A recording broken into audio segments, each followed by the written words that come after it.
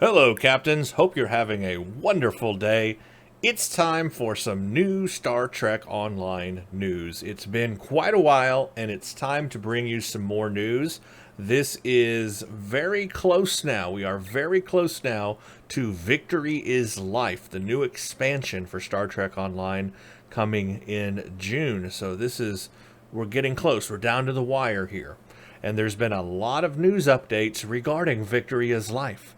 So this entire news today is going to be all about Victory is Life. I have culminated information from the Star Trek Online webpage.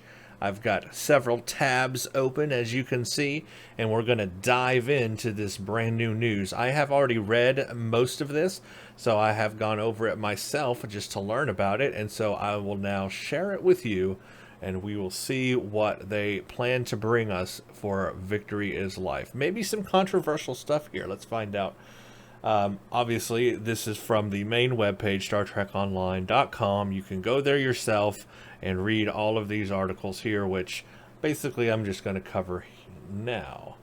And I may not even read all of these in complexity because some of these are very long posts. So you can go read them yourself.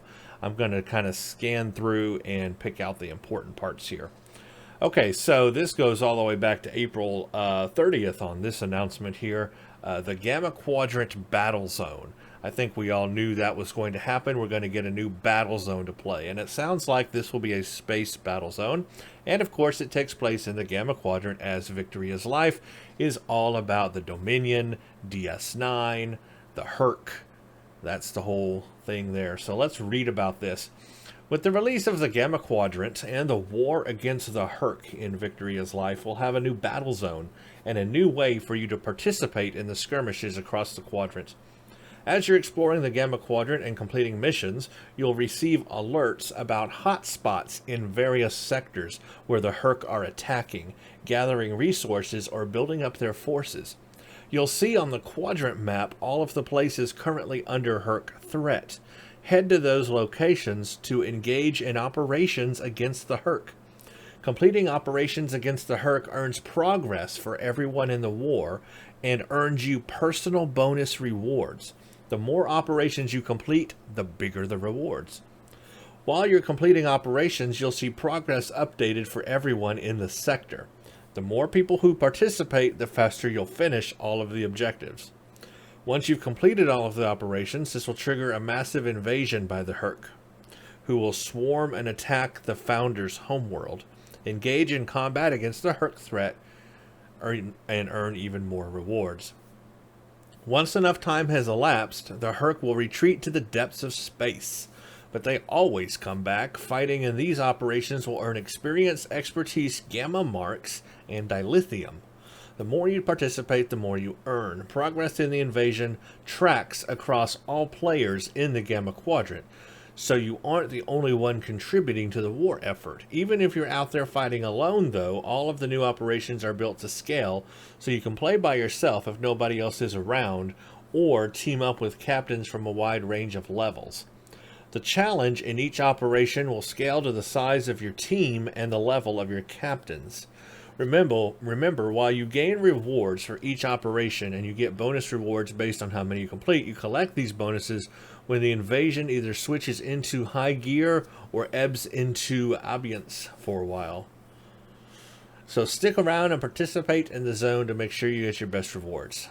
So this is an interesting take on how a battle zone is done. Normally you would go into the area where the battle zone is at, and just like any queue, you would open it up and it will load you into a new place, and however many people are in that battle zone will play with you. People can come in and out, but you can start it and do that. However, they never did scale with you, so even if you were by yourself, it could be very, very difficult to complete a battle zone because you just couldn't do it by yourself.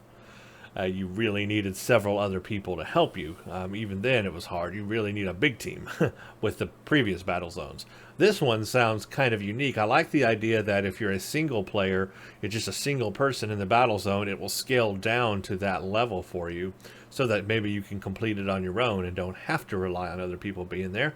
If that's how I'm reading it and that's correct, that is amazing. And I wish all the battle zones that were that way. In fact, they should scale to the amount of players in the battle zone.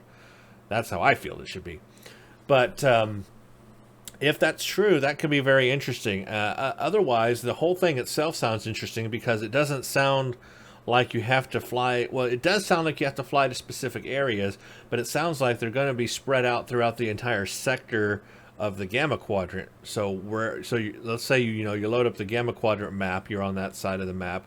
And you open it up and you see all these sectors that are in the Gamma Quadrant there. It looks like there's going to be different skirmishes happening all over the place. I guess almost like not red alerts, but they used to have. They actually still do have them. They're just a little different now. Those little battle zones that you can they're not battle zones, but they're little skirmishes you can go into and fight enemy ships and stuff. They're random and they pop up, in different sectors and stuff. It kind of sounds something like that maybe. And then you just go fly to it and you load into it. Probably have to load into a new map. I can't imagine it would be just played in sector space. That would be weird. Yeah, so you probably have to load into a new map. I just don't know how that's going to work. How many people will be in there? Will people be able to come in and out of it? I don't know how this is going to work, honestly. I mean, I read it, but I kind of don't understand it. I guess when we see it, we will understand it. But it definitely is a new game mechanic and something new that we're going to have to get used to how it works. So there's probably a learning curve here with how the system works, because it's not a traditional queue system, and it's not a traditional battle zone, and it's not a traditional skirmish. It's something new. So we're going to have to figure out how this works. And I look forward to doing that. So I'll definitely be playing that when it is released, and I will do like a blind playthrough of it, and we'll just kind of learn together how it works. So, Gamma Quadrant Battle Zone. Next, we've got the Swarm.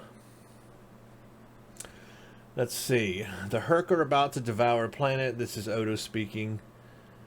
The Dominion ships have been incapacitated by the Hurk swarm. Help us secure the civilians before the main Hurk forces arrive. The ever-ravenous Hurk swarm are attacking Dominion planets.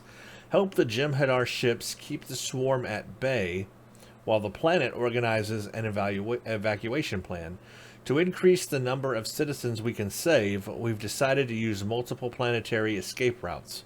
Keep the routes clear of the Hurk, or they will devour the transport ships. Swarm is our first 5-player cooperative space queue available in Victory is Life. Participating in it will earn you a choice of fleet or gamma marks. The queue is available to captains over level 50. So this is just going to be one of those regular queues you do. You load up, you have 5 people, just a typical queue. And it looks like you are going to have to keep lanes of traffic clear so that they can evacuate the planet. So you'll basically just be fighting a whole bunch of Hurk while the planet evacuates. Pretty simple, pretty easy storyline, pretty much what I would expect. So a new space queue to do.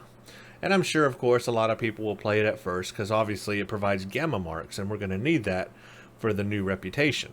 But, as usual, it will get played a whole lot at the start of the expansion for this first year. Probably played a whole lot. And then, just like every other space queue or ground queue or whatever, it will start dying down. Man, have you gone into the queues lately? Because it is terrible. I waited forever one day to try to get in some ground queues. I had all 3 lined up. Kittimer ground, Cure ground, and the other one. I had all 3 ground lined up waiting to get into a queue, and I could not. And I really wanted to do a Omega Reputation, ground queue. I used to do those all the time way back in the day, and I was wanting to have some nostalgia and have some fun and just do them again, but could never get it to load because nobody plays them anymore. Nobody is playing them. I hate that. I wish more people would play some of the older queues because there's still a lot of fun to be had there, and I really like ground combat. I'm sorry, I just do. Okay, next one. We've got the Gamma Task Force Reputation. We knew this was going to happen. Obviously, new expansion, new Gamma Quadrant, Dominion. There's going to be a new reputation to grind. And here from this picture, we can see what the armor and all that looks like. Interesting. I think it looks really good on the Jem'Hadar.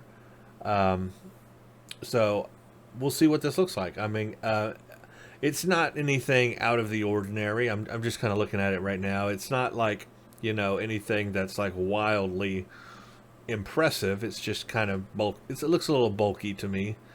The colors are cool, but nothing outlandish. I always am looking at these things when they come out to see if they've done anything innovative and creative. I like things that look innovative. I think that the temporal armor was a little innovative and creative. It looks interesting. It's real slim, and it looks real interesting. But this one is real bulky, and just kind of looks generic here. The colors are cool, but otherwise, this I'm looking specifically at the middle one, just kind of generic armory stuff here. I like the looks of this one better. This is more slim, more slick, a little more unique. The helmet, all that is a little better. But I guess we'll see what it looks like on all our characters when we get it, you know.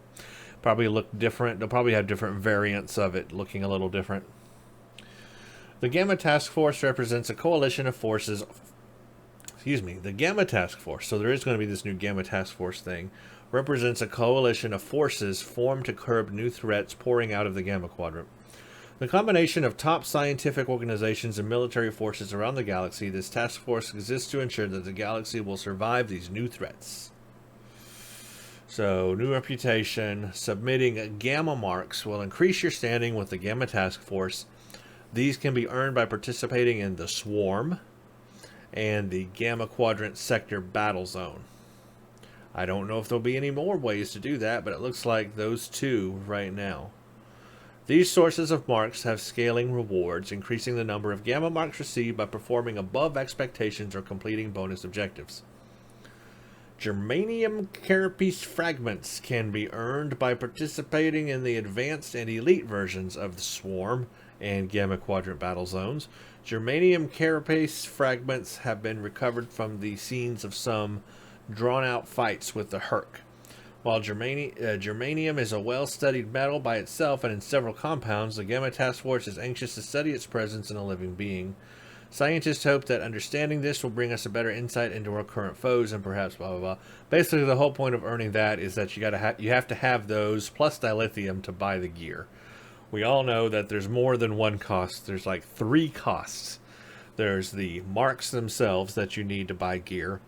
There is dilithium to buy the gear. And then there's always that little extra thing. You got to have like 5 of those whatevers. And this is those whatevers. It's called a germanium carapace fragment. So you'll need 5 of them to buy a shield or something like that, or a armor or a weapon or something like that from the reputation.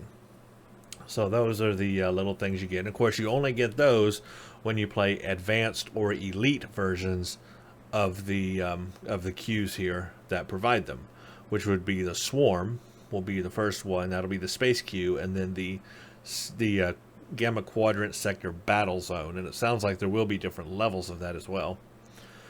And I guess right now that's the only 2 announced ways to get Gamma marks. I guess they haven't announced anything else yet. Gamma marks and germanium, blah blah blah, and XP and dilithium, all that allows you to get all the stuff. You're going to have a Gamma Team Synergies space set. So here's a 4-piece space set for our ships. We're getting a Gamma Synergistic Graviton Deflector, and a Gamma Synergistic Combat Impulse Engine, and a Gamma Synergistic Resilient Shield, and a Gamma Synergistic Overcharged Warp Core.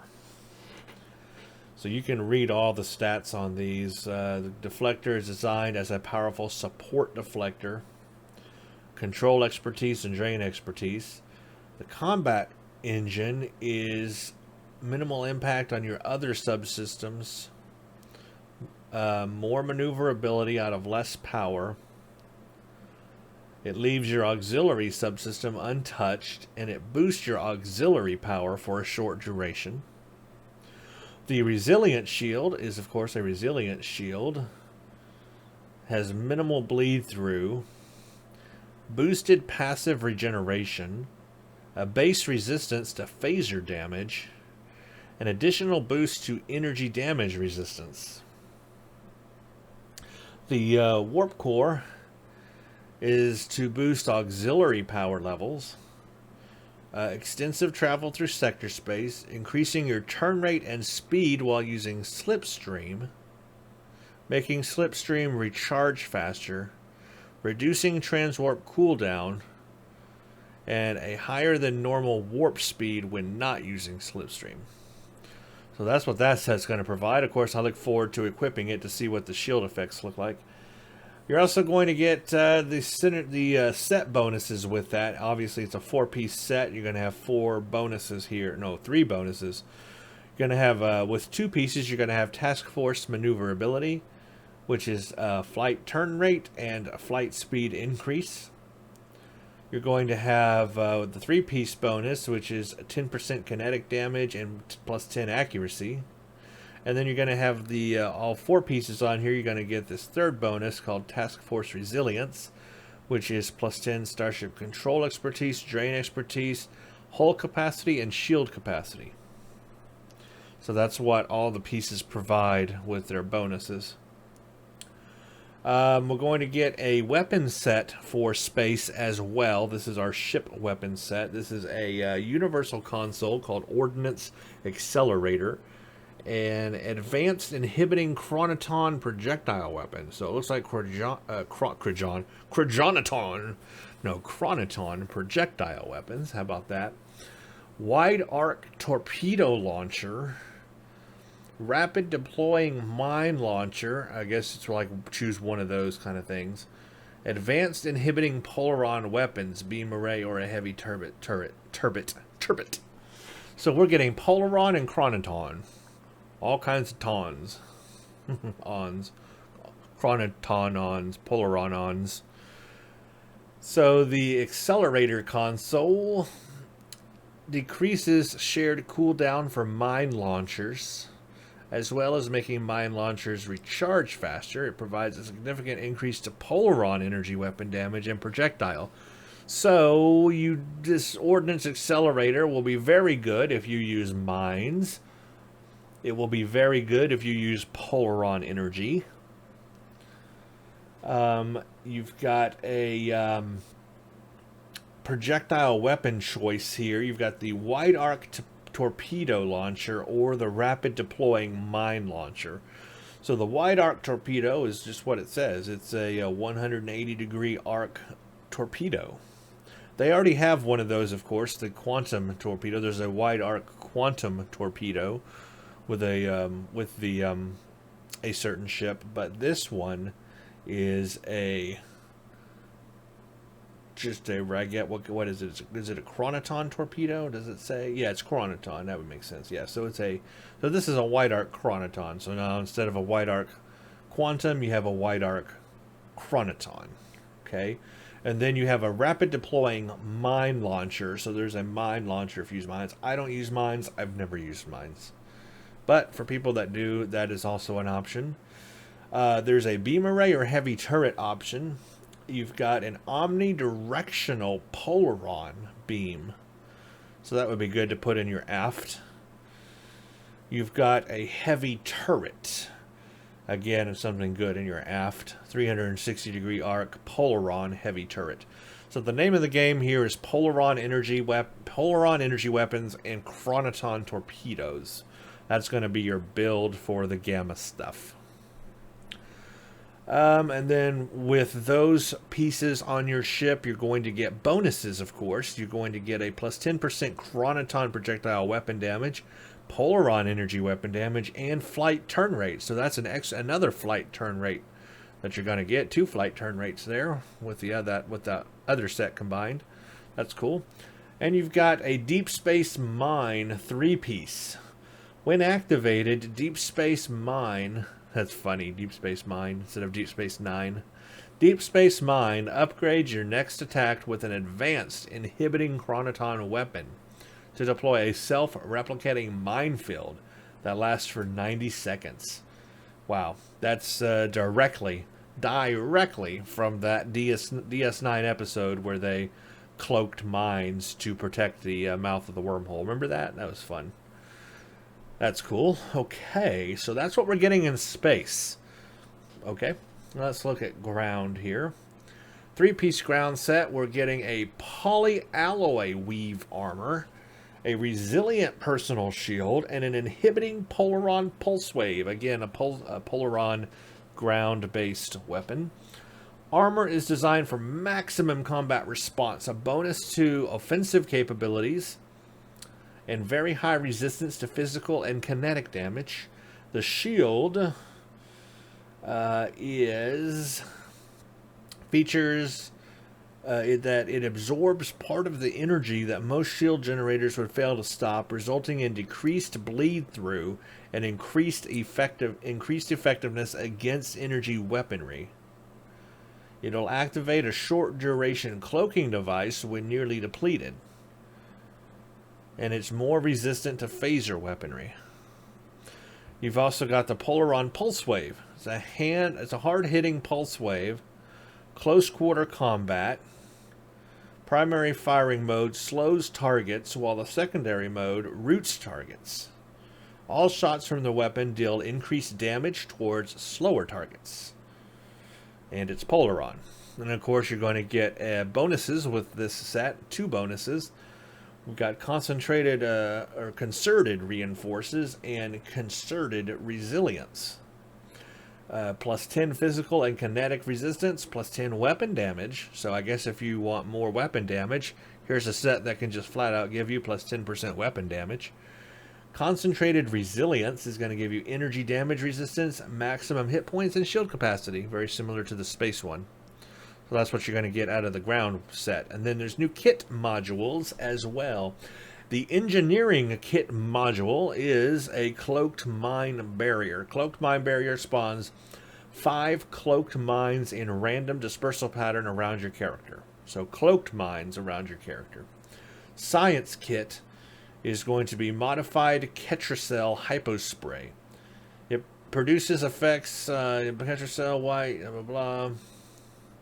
It removes all debuffs from the target and increases the target's willpower, kinetic, and physical resistances. The duration of these buffs is increased by defeating foes.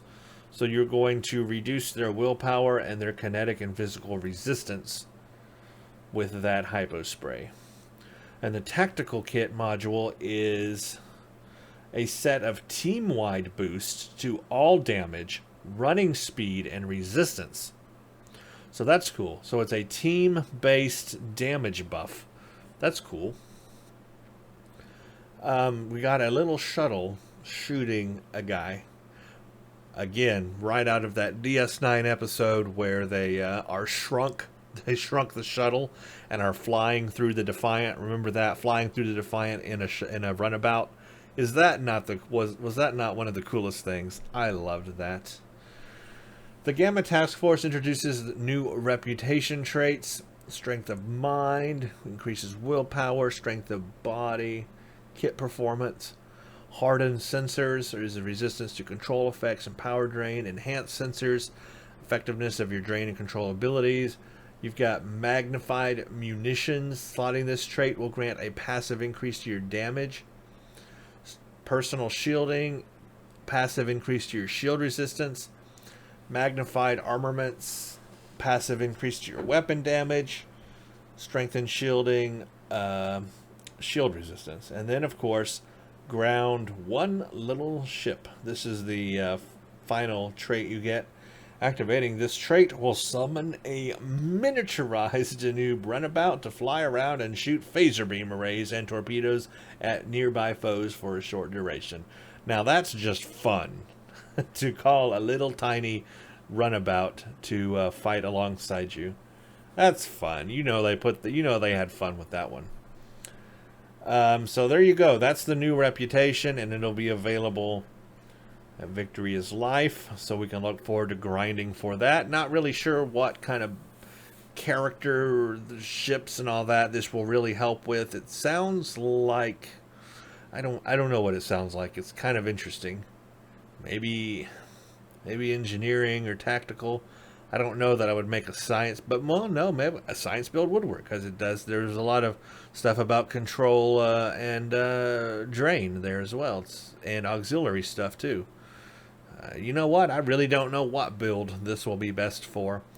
Everyone's going to have to experiment, and we'll have to figure out where the gamma quadrant set feels best. You know, is it best on a cruiser? Is it best on an escort? Is it best on a science ship? Is it best on whatever, you know, best on a carrier? Is it best for science, tactical, or engineering? Interesting. We'll just have to figure that out because I really don't know where it's going to fit. All I know is that you're going to have a Polaron build to best benefit from it. Polaron and Chronoton. Okie dokie. Let's go to new ships. Join the Vanguard pack. We've got that pre-order pack you can get. We've got some new ships here. We've got a Tier 5 Cardassian Galler is coming.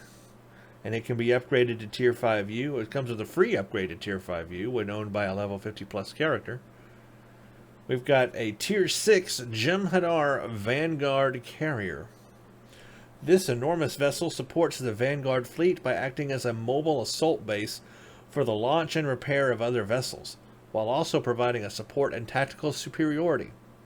This ship is for Dominion captains only initially. It will be outfitted with a Tier 6 Starship Mastery unlock, which enables its use on all other characters on your account once attained. So it's just some new ships there. Now, I found this interesting. Romulans, fly the ships of your allies. Correct me if I'm wrong, but wasn't this already a thing? Because I have a Romulan captain right now. I've got a new playthrough you can check out that I'm leveling up a new Romulan character. It's actually a Reman character. And I have aligned it with the KDF side. And I have access to all the KDF ships on that character. I also have another Romulan who's aligned with the Federation. And on that character, I have access to all the Federation ships. So I don't see how this is new. I already have this. Unless I'm just not understanding it correctly, which is very likely. The details of the negotiation that created the alliance between the Federation, Klingon Empire, and Romulan Republic are slowly coming to life. Years after the signing of the document, one very important timed clause has now come to fruition, and the Romulan Republic will gain access to the Federation and Klingon technology. As part of the constant evolving nature of Star Trek Online, we've decided to make a change to what ships Romulan captains can access. Previously, Romulans could only fly Romulan ships, no matter who they were allied with. Is that right? Because for me, it hasn't been right. For me, I have access to all the ships right now. I have 3 Romulan captains, 3 Romulan characters, and all of them have access to the other faction ships that I'm a part of. So, I don't know. What? When Victory is Life launches, Romulan captains will be able to fly the ships of their chosen allied faction, take to the stars in the Defiant or a Bird of Prey, while still defending the honor of the Romulan Republic. But that's the way it's always been. What? Chimera, Pegq, Wells, Kryn, Mobius, and it's all of them, blah, blah, blah. We feel this change opens the options for a Romulan captain. We'll still be building more exciting Romulan ships to fly, but now you have even more choices of how to defend the final frontier. I'm confused by this one. And I did see a forum post in the forum, and people were asking, does this make Romulans not unique now? Does this make them less unique? Less of a reason to fly as a Romulan? Well, I say no, because again, the Romulans are the only ones that can fly the Romulan ships. So as long as they continue to make new Romulan ships and give us some more Romulan ships, and you want to fly a Romulan ship, well, then you want to level a Romulan character, because that's going to allow you to fly a Romulan ship. But anyway, there is that. Probably I'm understanding it wrong. I don't know. Now let's get to some interesting stuff here. Before we hit this one and this one, before we hit this stuff, which is pretty deep, plays of Jem'Hadar and Victory of Life, but because that's going to get real interesting. Stay tuned for that. Let's quickly go over this Deep Space Nine new exterior thing here. When we took a look at the updates to Deep Space Nine, we did for Victory of Life. We decided we wanted to go a step further. While DS9 now looked amazing on the inside, it was time to make the exterior match the interior. Luckily, we knew just the man for the job. We partnered with Tobias Richter, modeler extraordinaire, and the man who made the 3D model of the Enterprise D when Star Trek The Next Generation was remastered into HD. We sat down with Tobias to talk about his work. I'm not going to read this whole thing here, but definitely come here and read this, and it's going to go over how they are designing or redesigning the exterior of DS9, remodeling it, as it were. But I'll go over some of the stuff here. For the DS9 model, the Defiant and the Runabout, when there was a rumor that there might be a DS9 remaster, see...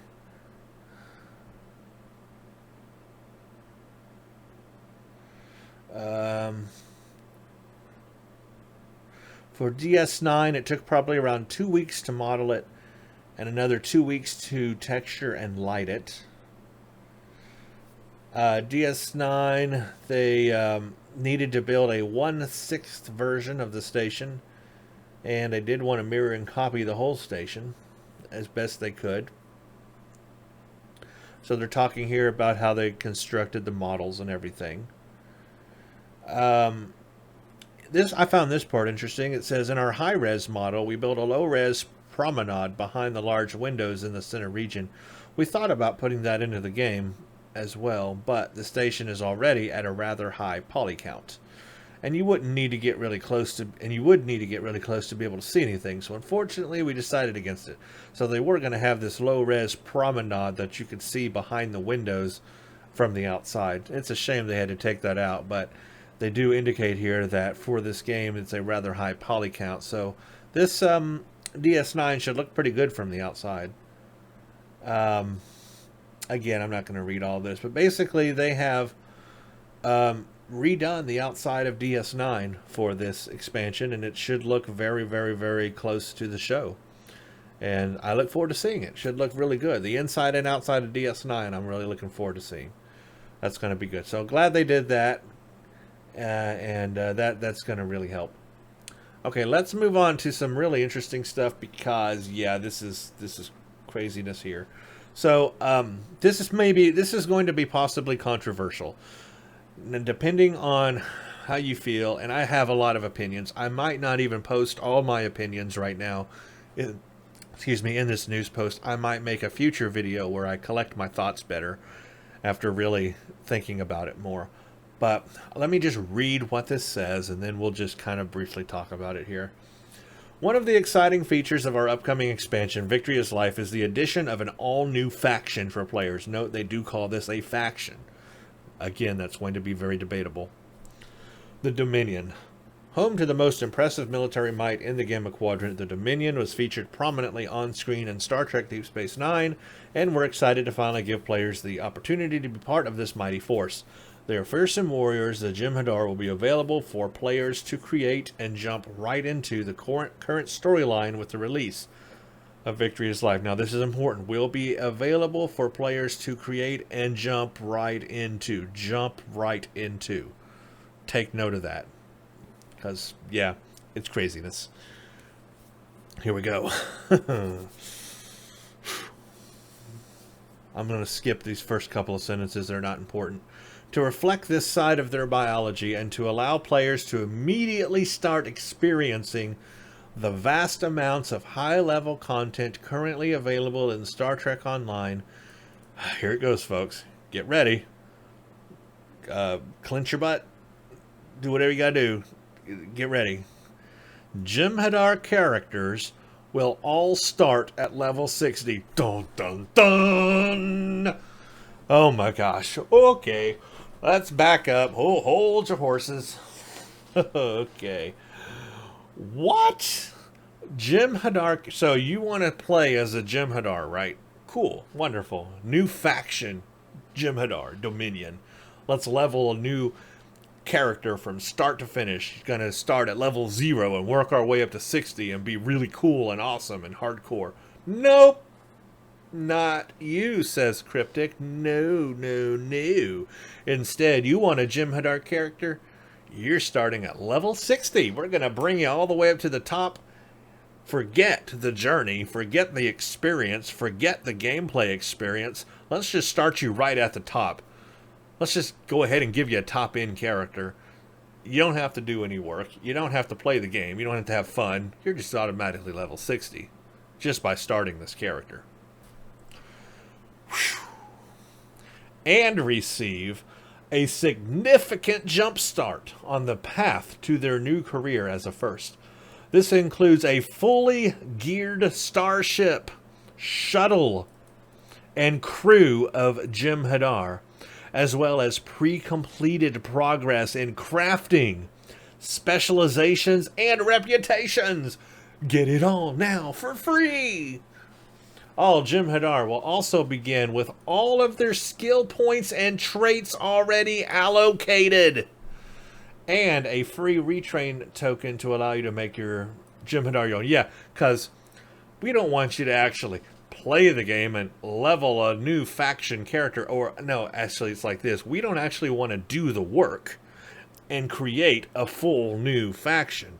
Instead, we just want to give you that level 60, have all your points allocated, have all your skills trained, have crafting, specialization, and reputations boosted, and all of that. We just want you to buy it, to sit there and push buttons to allocate your new skills so you can make it, quote, your own.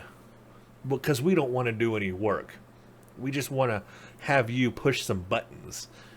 Yeah, let's do that. That sounds like a good idea. Good grief. The details of each Jem'Hadar's pre-completed progression will vary depending on the progression path chosen when creating your character, engineering, science, or tactical. Jem'Hadar characters will be available for all players to create. Because they will start at a high level, new players are recommended to have completed at least the tutorial, because we don't want a new player to play the game and have everything maxed out immediately and not know how to play, because you know that's going to happen, and you know people aren't going to go play the tutorial anyway. A new player is looking at this and saying, hey, here's an opportunity. I can just have a max level character by doing nothing. I don't actually have to learn how to play the game. I'm just going to have a max level character. Can you imagine all the people like that in the queues trying to play the STFs and space and ground queues? It's going to be a disaster because they are not skilled and they have not played the game and they don't know the mechanics and they don't know how to fly a ship and they don't know how to make a build and it's going to be a disaster. There's no experience that's going into it. STFs are about to take a fall. A big fall. Whew. This game has years worth of content and updates bundle, blah blah blah, so jumping into an advanced character may be a daunting experience. Yeah, you think so? Maybe they should require you to play a tutorial before you create a Jem'Hadar. How about that? No, let's not do that, because we don't want to turn people off to the game now, do we? Oh, good grief. Alright, let's just keep reading before my brain explodes. At the end of their tutorial, Jem'Hadar will be presented with a choice of Oh, here we go. It's the Romulan one all over again. Presented with a choice of assisting the Federation or Klingons. Why can't we join the Romulans? Maybe I want to do that, huh? Maybe I'm a Jem'Hadar and I want to join the Romulans because they're my bros and my bays over here. Which of these four pathetic Alpha Quadrant races most needs the help of the mighty Jem'Hadar? Well, the Romulans need the Jem'Hadar's help. They're scattered throughout the quadrant. They have no home. They're broken. They need the Jem'Hadar's help. I want to join the Romulans. How about that, Cryptic? Okay.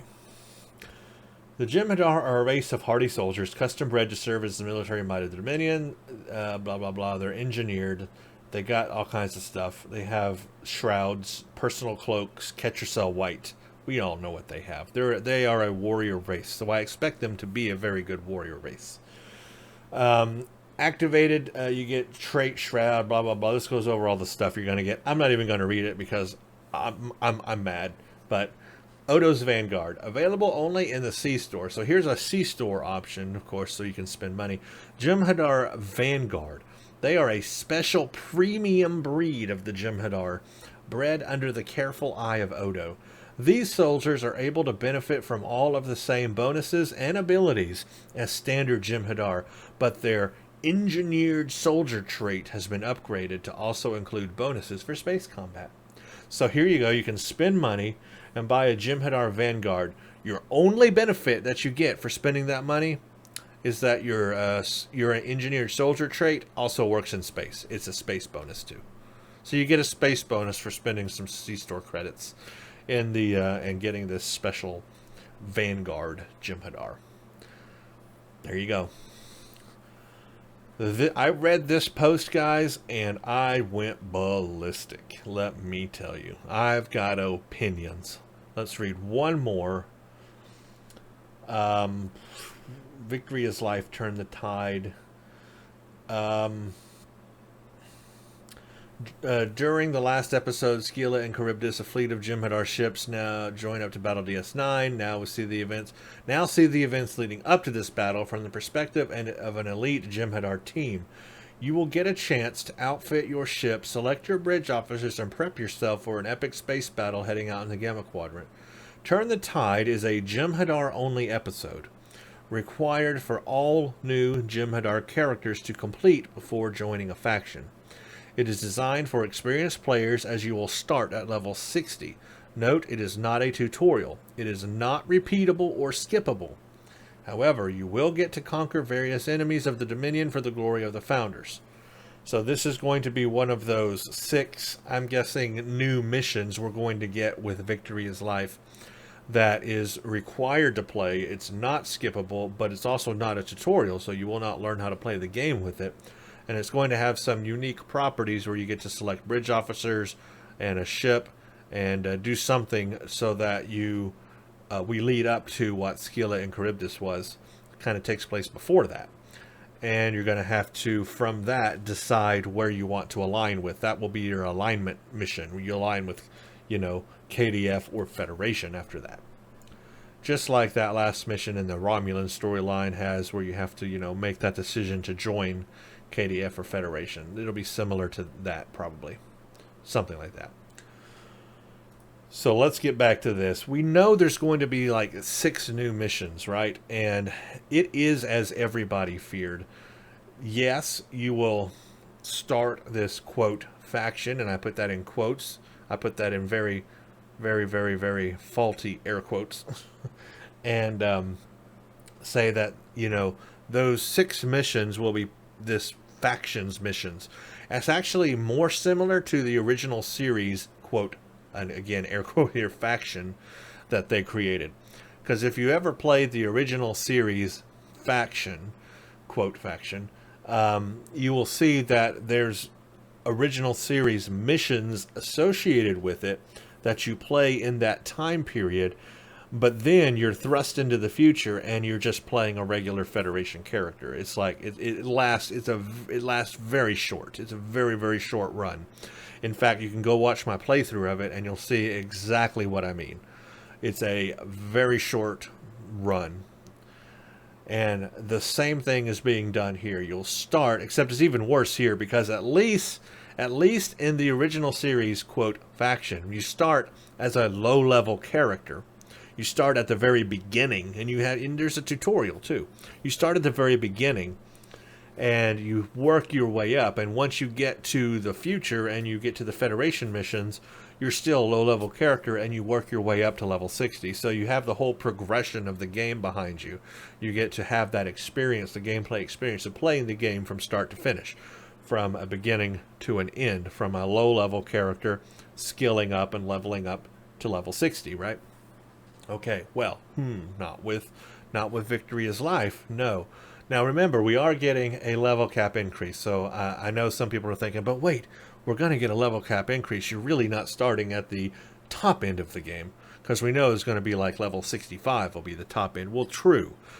Okay, you really, I mean, level 60 is right now the top end of the game, but when this comes out, it will not be the top end of the game, but it's still darn close. 5 levels from the top end. Give me a break. So with those 6 new missions, what they're looking at is basically a 5 skill level from 60 to 65, a 5 skill level increase, playing 6 missions, and that's what they're calling a faction now.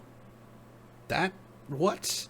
So yeah, you're not starting at the very tippy top, but you almost really are. But you don't get to start at the beginning. You're not starting at a low-level character. You don't get the whole progression of the game behind you. You don't get to have that experience of leveling a character from 0 to 65. You won't get that experience of playing all the missions behind it that have come. This is not a full faction. It's just, it's even worse. It's even worse. I mean, it's worse. It keeps going downhill, and it all started with the Romulan faction that they introduced, right? Actually, let's take it even further. It started with the KDF faction. Let's be honest with ourselves here. I've been playing this game for 8 years plus. I have a history. I played this game when it was in beta, so I saw the state of the game from the beginning. The Federation faction was a full faction. It felt full, it was full, it had its own ships, it had a complete storyline mission that took you to max level, no problem.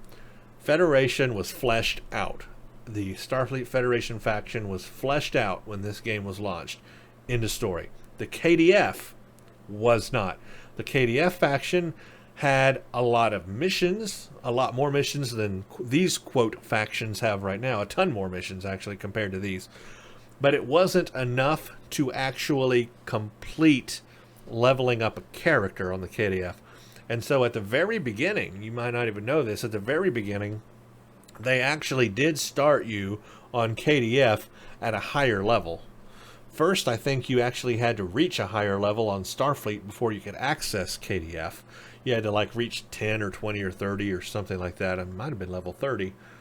Or they started you at level 30. It was something like that. You had to start at first to even have a KDF character, but then it would start you at an accelerated rate. It would start you ahead on the KDF. I think it was like level 30 that it started you out as. So yes, that there's a little bit of precedent for that, but it's not as bad because at that point there was only those 2 factions. And they at least started you halfway, not all the way at the end. They started you halfway. And you had to have the experience of playing the Federation side so you could have played the tutorial and learned how to play the game. So it wasn't as bad then. But then they, re-engineered things and brought KDF down to, the very beginning level. And now you had a whole faction you could play from start to finish. And they gave the KDF eventually a lot more missions. And now the KDF feels like a full faction. It's still just a little bit less than the Federation because there's a lot of shared missions, but it is closer anyway. It feels like a full faction. So let's just consider it right now a full faction. You've got the Federation and Starfleet as a full faction. You got KDF as a full faction, right? Okay, great. Perfect, great. Then comes along the new Romulus faction. Okay, sounds great on paper. We hear all about it, but what do? They don't finish the faction. You get to a certain point, you're at a certain level, and you have to align yourself with another faction. You have to align with the Federation or the KDF. Now, the Federation or the KDF factions did not require that. So why is Romulan one having to require that? Why can't I just stay a Romulan my entire career all the way up to max level? Why can't I just do that? Why can't I be a Tal Shiar? That would have been fun. And so what they did is it was called what I call a half faction. They get you to a certain point, but then you have to join the other side to get the rest of the missions. And all the missions after that are shared. They're shared. They're the same missions you play on those factions, and their ships. And so that's how they, quote, finished the faction, is by just aligning with another faction and getting all their stuff. So they went downhill. They went backwards. You have a full faction with Starfleet, finally a full fleshed out faction with KDF, but then you go backwards with the Romulan and have a half faction, okay? Then here comes the original series expansion. Sounds great on paper, but what did they do? They go back even further. Instead of giving us a half faction like the Romulan one, they give us a quarter faction. Okay, it goes down even more. Now we get to start, yes, as a low-level character, but at least we do get unique missions, or our original series missions, but there's like less than 10 of them. I mean, they're not a lot. So you play that, and then all of a sudden you're thrust into the Federation faction, and it's just like playing a regular Federation faction character. Nothing's different. All the missions are the same. Okay, yeah, your screen's yellow, and you have a new transporter effect. Otherwise, and the sound, it's got some unique blips and bloops sounds and stuff, but otherwise, it's the same thing as the Federation faction. So that's even less unique missions. So they went from a full faction to a half faction to a quarter faction. Now we're getting Victory is Life. What did they do? They half it again. What are we now at? 1/8 of a faction? I mean, holy crap. So now we don't even start at low level anymore. No, let's forget that. We're going to start all the way at the top. We're going to start at level 60 now. You know, yeah, 65 will be the new one. Right now, level 60 is max. So you could say it's max level. I mean, it's really close. It's only 5 away from max level when this will release. So let's forget even playing the whole beginning, you know, leveling up a whole character. Let's just start them right at 60. And let's give them 6 missions that are unique. And that'll take them to level 65. And then, same thing as the Romulan one. You have to align with the Federation or KDF again. And we don't even have a choice to align with the Romulans, which should be a faction. Is that not a faction? Can we not align with another faction besides KDF? See, what they're really admitting here is that the Federation and the KDF are the only 2 factions. I look at the Romulan, quote, faction, the TOS faction, and now Victory is Life faction, not as factions. I look at them as like, it's just extra content to play, just like a little it is an expansion, but it's like a little DLC to play. That's a good way to think of it. Those are not factions, those are DLCs. Yeah, that's a good way to look at it, because that's pretty much what it is. They are not, so there are only 2 factions in this game, and then there's 3 DLCs, 3 or 4 DLCs. That's the way to look at it, because that's really what it feels like to me, and I know to a lot of people. And so they've just, you know, they call this a faction. The problem is, I wouldn't mind the content. I love the new content. I want new content. And I love this. I want this. I want to play as a Jem'Hadar. I want to do it. The problem is calling it an expansion. The word, the definition, doesn't fit what we're getting. It's not big enough for that. And so it's just what they're calling it, because it's not a faction. I mean, not expansion. It's an expansion. It's not a faction. I'm confusing myself. I know. My words are not working now. I've been doing this. I've been talking now for a straight hour. So, yeah. Let me back up a second. I believe that this is not that the word faction doesn't fit the meaning.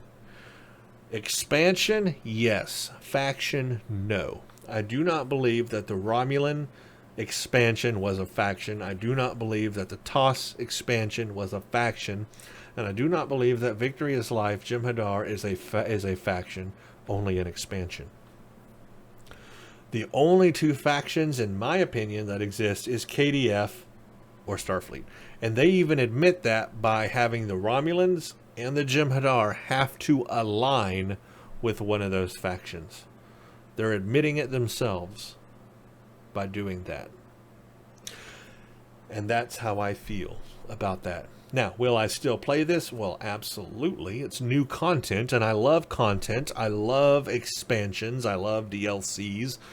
I will play it because I want a new gameplay experience and I want to have fun in this game, and I continue to play this game. I have a lifetime account. I am going to continue playing every new thing they have. I just have a problem with what they're calling the thing. It's not a faction, and it needs to be stopped calling a faction, called a faction, because it ain't. And that's my opinion. You may disagree.